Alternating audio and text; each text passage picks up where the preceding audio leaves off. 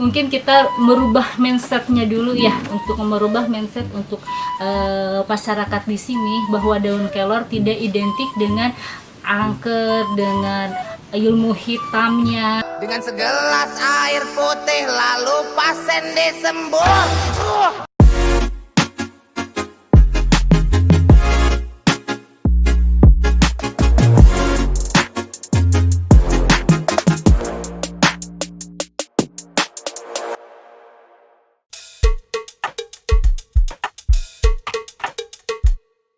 KWT Durian 1 ini berdiri pada tahun 2016.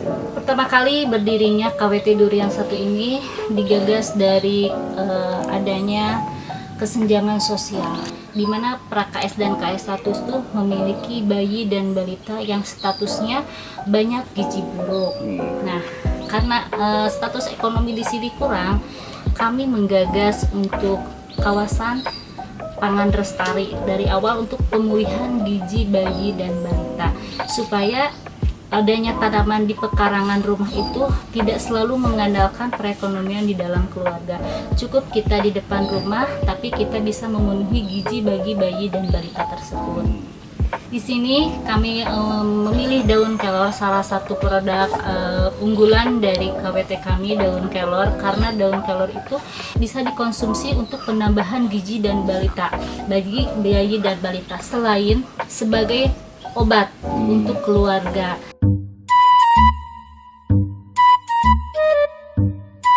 Mungkin kita merubah mindsetnya dulu ya, untuk merubah mindset untuk masyarakat di sini, bahwa daun kelor tidak identik dengan angker, dengan ilmu hitamnya. Dengan segelas air putih lalu pasien disembuh. Kita rubah pola pikir masyarakat bahwa daun kelor itu tidak bermistik, tapi daun kelor itu bisa dimanfaatkan untuk makanan konsumsi pengganti sayur yang lain, dan juga khasiatnya sangat banyak sekali untuk mencegah pemeliharaan kesehatan tubuh dan mencegah penyakit yang memang itu bisa diobati dengan tradisional. Kalau misalnya produk makanan untuk penambahan gizi bayi dan balita, kita akan kolaborasikan kepada posyandu-posyandu untuk pendamping makanan tambahan. Kita bisa dijadikan puding kelor.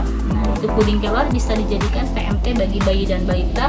Terus bisa dijadikan makanan sehari-hari, bisa dibikin sayur seperti sayur bening, dan bisa diolah nugget kelor. Untuk kategori anak-anak kita bisa ke browniesnya, ke cupcake, terus bisa sistik, bisa telur gabus, ada juga pangsitnya. Itu ada beraneka macam jenis makanan yang bisa jadi cemilan buat anak-anak. Jadi anak-anak selain bisa menyemil, itu cemilannya cukup sehat sekali karena di situ banyak mengandung oksidannya. Vitamin C-nya juga banyak di kandungan daun kelor tersebut.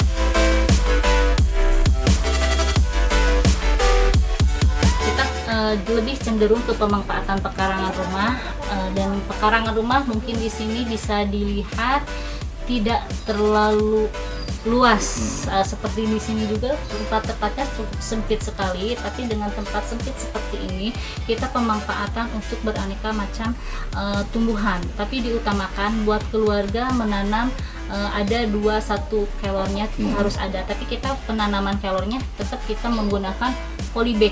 Jadi semua keluarga bisa memanfaatkan pekarangannya untuk segala jenis tanaman. Adapun bagi yang tidak memiliki lahan pekarangan, kita di sini ada yang di pemakaman. Itu pemakaman kita masih luas, tempatnya masih kosong karena itu memang milik ke-RW-an. Di sana ditanami kelor juga, dan nanti kelornya bisa dimanfaatkan.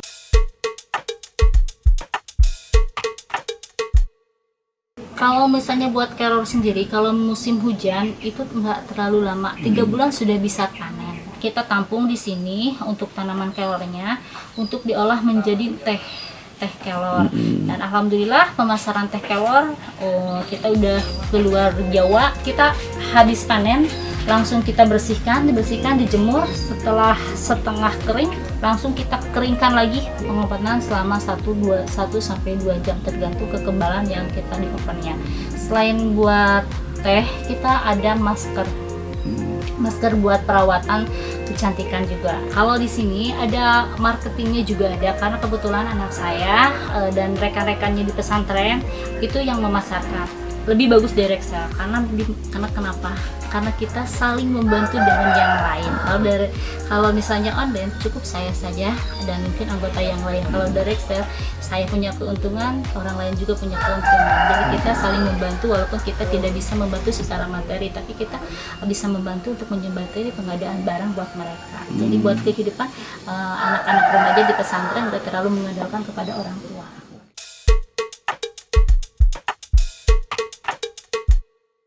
Kalau misalnya untuk jenis kelor, kalau di saat pandemi orang lain vakum, justru kelor di sini naik.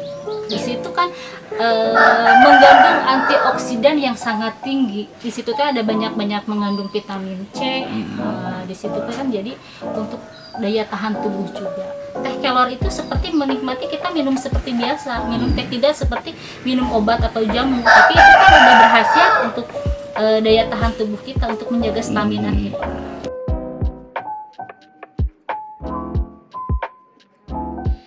Harapan saya pribadi buat remaja, putra dan putri, karena remaja itu harapan orang tua dan remaja itu penerus generasi bangsa juga.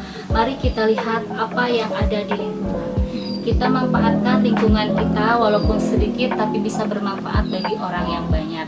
Kita di sini ada memiliki daun kelor. Rubah mindset kita, apa yang dulu orang tua dikatakan kelor itu penuh dengan mistis, penuh dengan ilmu hitam dan lain sebagainya. Mari kita dari pohon yang kecil, dari daun yang kecil kita besarkan untuk memajukan wilayah kita ini.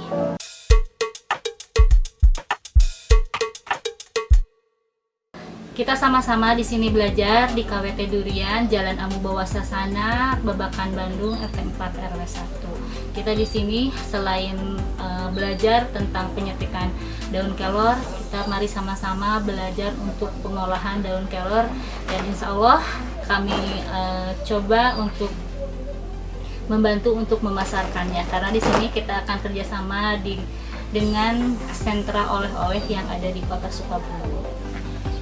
Saya Linda Herliana dari KWT Durian, bangga di Kabita PES 2020 online series.